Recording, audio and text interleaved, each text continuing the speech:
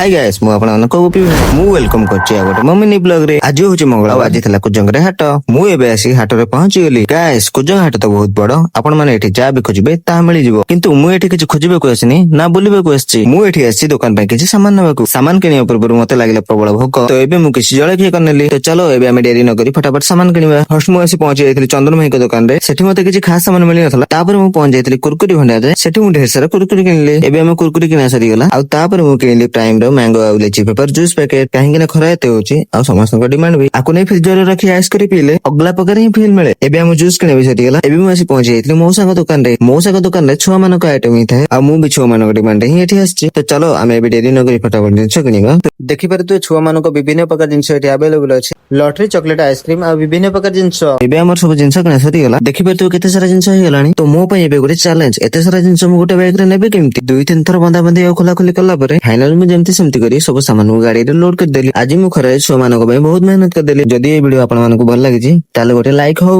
मो पय नो कोनी कोनी छुआ मानको पय। तो आज रो वीडियो रे एतिकी रहली, देखाबा आ गोटे वीडियो रे। Okay bye.